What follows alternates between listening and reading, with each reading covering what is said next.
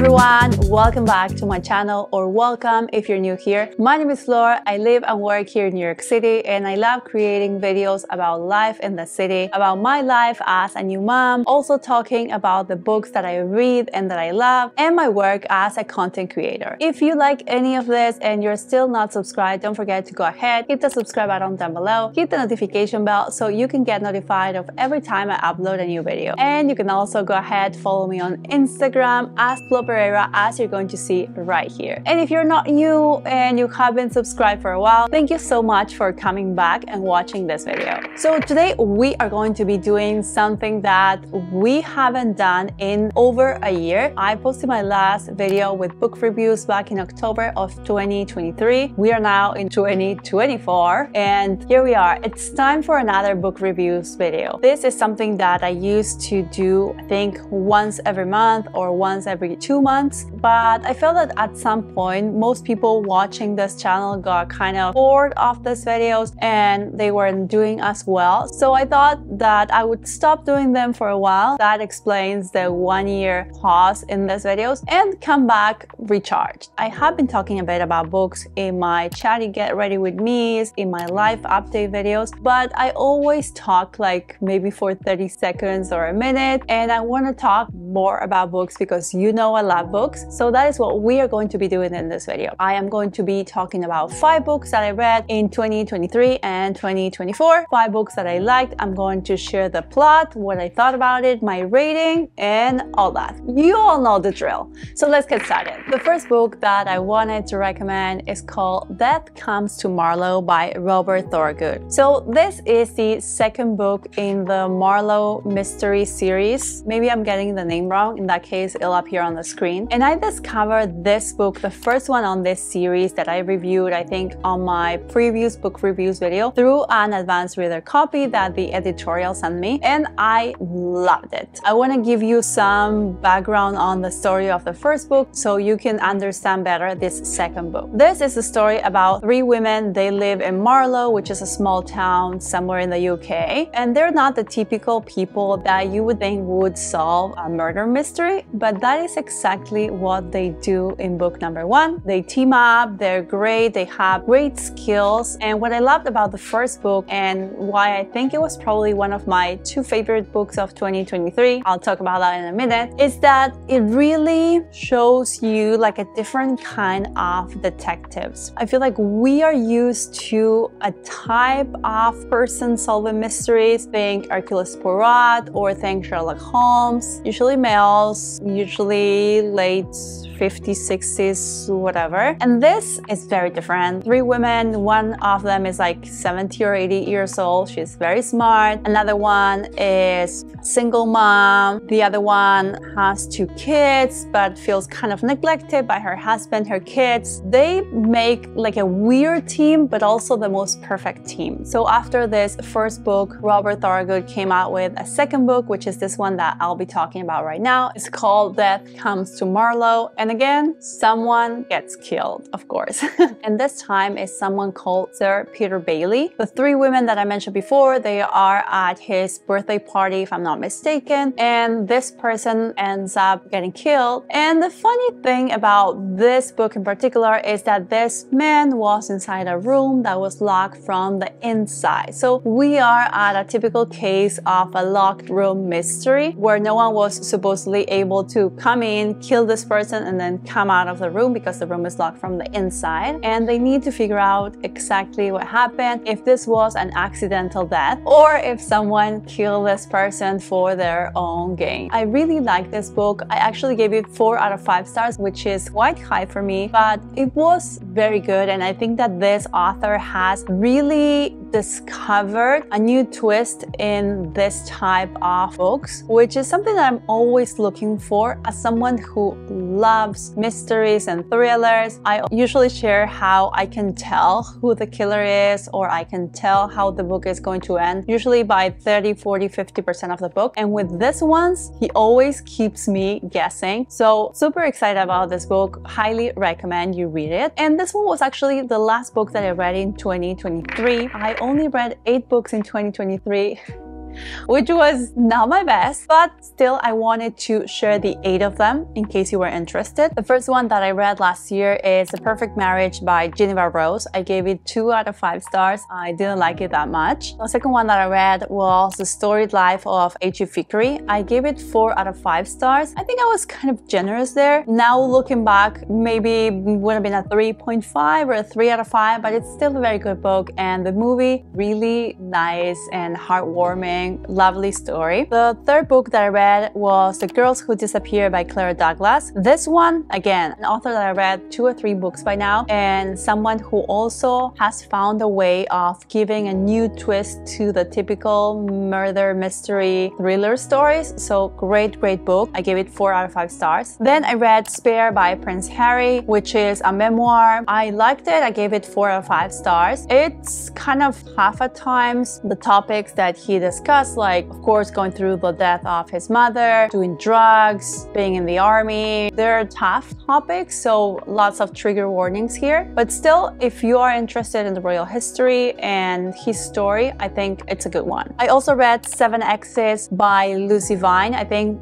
this one, along with the ones about Marlow, are probably my 2 favorite books of 2023. I gave this one 4 out of 5 stars. This is a great story. It's kind of a romantic comedy in a way. I would love to see this become either a TV show or a movie. So good. I also read Maybe in Another Life by Taylor Jenkins Reid. Gave this 3 out of 5 stars. Probably my least favorite Taylor Jenkins Reid book that I've read, but still, it's an original idea. And I read The Marlow Murder Club, which is the first one in the series by Robert Thorogood. Gave it 4 out of 5 stars. And this one that I mentioned before, Death Comes to Marlow, which is number 2 in the series, and I also gave it 4 out of 5 stars. So all in all, I would say that out of the 8 books that I read in 2023, 7 Exes by Lucy Vine and The Marlow Murder Club by Robert Thorogood, those 2 were my favorites and the ones that I recommend the most. I will leave all the links to these reviews to these 8 books, actually 7 books. The 8th review was at the beginning of this video, down below in the description box, in case you want to go ahead and check out any of the 8 books that I read in 2023. Now moving on to the second book recommendation on this video, and you're going to see a familiar theme. It's called The Queen of Poisons, and it's book number 3 in the Marlow Mystery Club series by Robert Thorogood. So yeah, it's book number 3. It's a series. I really liked it. This one was one of the first books that I read in 2024. This time around, the mayor of Marlow dies at a council meeting, and one of the 3 women, which are this kind of detectives, actually is there at the council meeting, and they need to find out basically who in that room had any motives, any opportunity to kill the mayor, and why and how and all that. I really like this one. I feel like what this author does really great is that it keeps you guessing, it keeps you on your toes. You really are like, yes, this is definitely the killer, and then 2 chapters later you're like, no, it's this other person, and then 3 chapters after that you're like, no, definitely this person, and next chapter that person gets killed.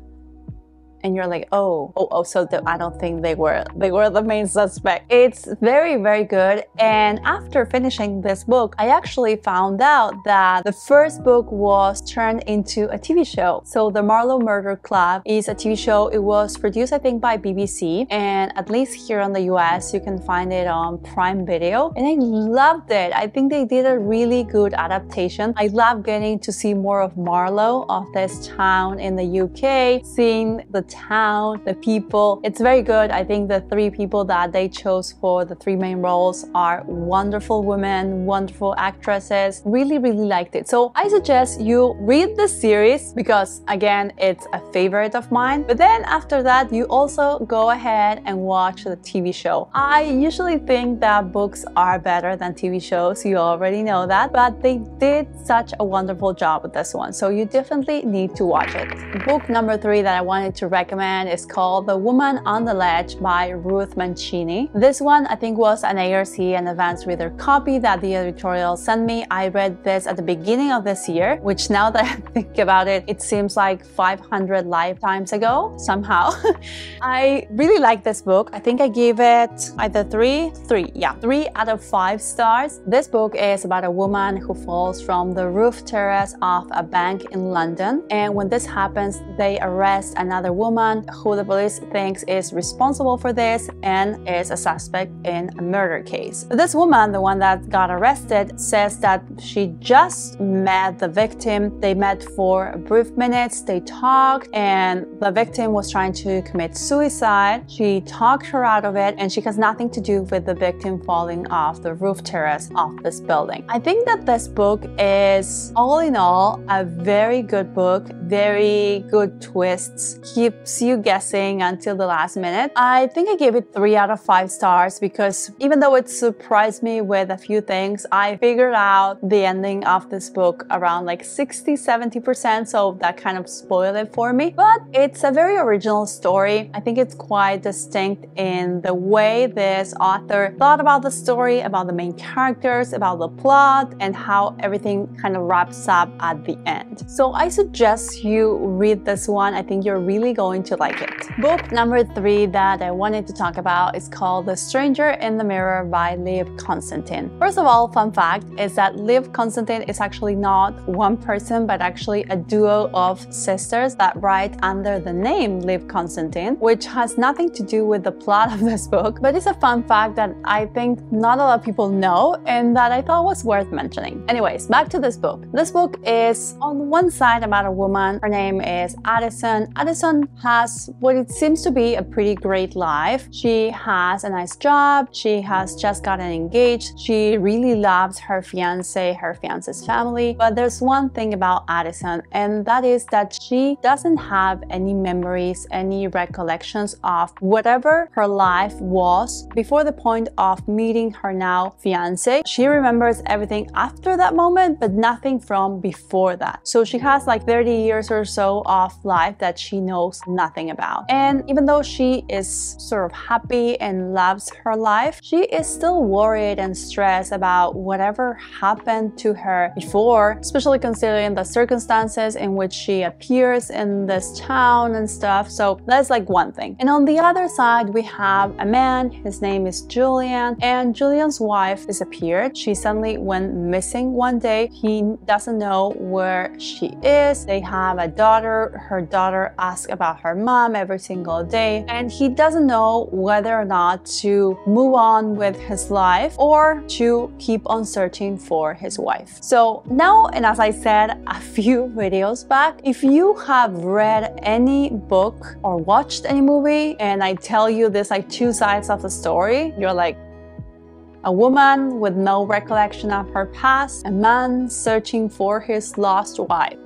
But if you haven't figured this out, then that's okay. One way or the other, you can read this book and you can find out what happens. For me, this book, I give it 2 out of 5 stars, which is like a very harsh rating. And the thing is that I think this duo of sisters are very good. They write great books. But there's this one point for me where the characters in their books are just too twisted, too crazy, too insane. And even though I figured the ending a couple chapters in advance, I was like, I don't know if I want to keep on reading books by this author, just because I think that we have enough insane people, mental people in real life to be reading about them in books as well. I love mysteries, I love thrillers, I love dramas, but I don't know, I don't think this book was quite my vibe, but maybe it is your vibe, so I suggest you give it a chance. The 5th and last book that I wanted to recommend is called Here One Moment by Leah Moriarty. And if you have watched one of my previous videos, you know how special this book is for me. I read it back in June and the book actually came out in September. When I read it, I liked it, but it was even more special because, as I shared a few videos back, I got a chance to be at the launch event for this book here in New York City at the TW Hotel in JFK, and I got to meet Leah Moriarty. Woo! Very good for the program, I would say. So leaving that aside, I wanted to talk about this book. You know, I have read, I think 3 or 4 books by Leah Moriarty. I read What Alice Forgot, which I absolutely loved. I also read Truly Madly Guilty, which I can't remember right now, but I think I liked it. I read The Husband's Secret, which I liked a lot as well. And I also read 9 Perfect Strangers, which is probably my least favorite book out of the ones that I read. I've also watched the TV show Big Little Lies, which is based on one of her books. So I have to admit that I am a huge Leah Moriarty fan, and this book was no exception. This book talks about a woman that is on a flight with a lot of other people, and seemingly out of nowhere, this woman stands up, goes to the aisle of the plane, and starts walking down from the front of the plane to the back of the plane. And what she's doing is that she's pointing at people, and she says a number, which is an age, and she lists a cause of death. For example, she would say 58 lung cancer, 39 motorcycle accident, 99 natural causes. And she does that for the whole plane. So at the beginning, people are like, oh, what's going on? Then they're like, this woman is crazy. Then they are like, why are we even listening to this person? Please, someone do something. And then everyone goes on with their lives. This flight finally takes off. They get to their homes. They go on with their lives. But then something that she predicted happens. Someone dies at the age and in the exact way that she predicted. And then another person dies in the manner that she predicted. So people start getting worried. You know, it's like, I don't believe in psychics,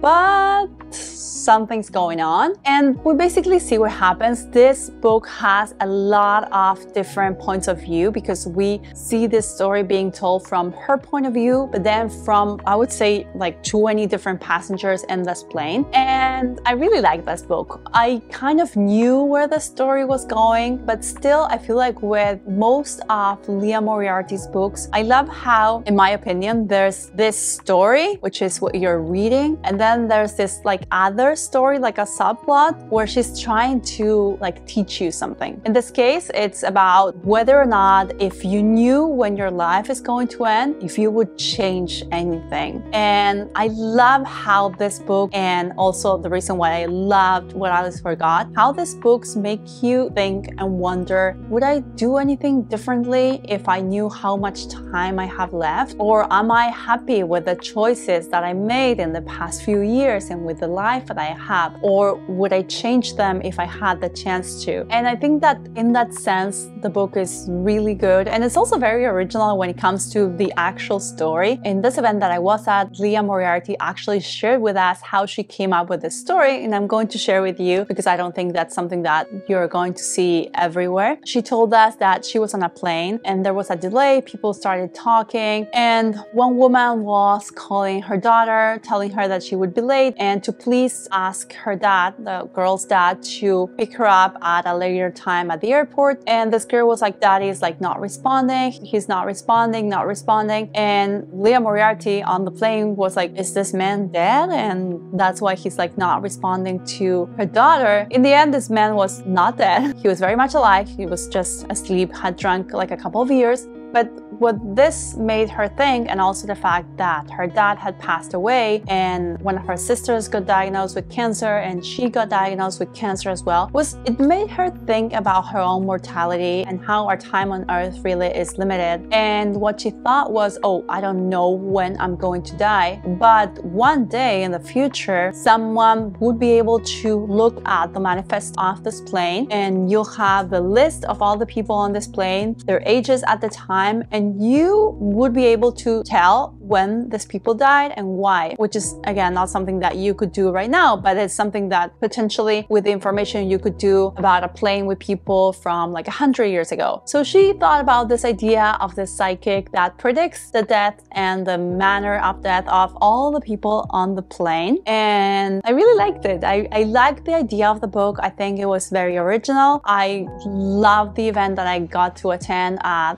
Coney our plane at the TWA hotel. I love getting to know Leah Moriarty, and I also wanted to use this opportunity as a chance to say thank you. If you have watched any of my book recommendations videos since 2020 up to right now, 4 years of book recommendations videos, I think with this one 17th. Thank you so much if you watched any of them, and if you left a comment, if you read any of the books that I recommended, because it's in part thanks to you watching these videos and interacting with them that I got this wonderful opportunity of meeting one of my favorite authors and going to this amazing event. So thank you so much. And that is going to be the end of today's video. Thank you so much for watching. I really hope you like these 5 new book recommendations. I hope that you take away at least one book, one recommendation that you want to go ahead and read. Remember that I will also be linking all the books that I read in 2023 in case you are interested in any of those. And I hope you're happy about the return of this book recommendations series. I really want to do some more. I actually have enough books to do at least 2 more videos. So I would really love to know if you like the return of the series, if you would like for me to make them something that comes out every 2-3 months, every 6 months, every something months, you let me know. Thank you so much for watching. If you liked it, of course, give this video a thumbs up. Leave a comment down below. Let me know which one of these books you have read, which ones of these books you want to read after my review, or which book you are reading right now and that you would recommend. And also, if you have read any of the books that I recommended in this 17 videos, please let me know which one that was, and if you liked it and how you liked it. I would love to read that. And if you're not subscribed, of course, go ahead, hit the subscribe button down below, hit the notification bell so you can get notified of every time that I upload a new video. That is going to be it for today's video, and as I always say, I will see you on the next one. Bye!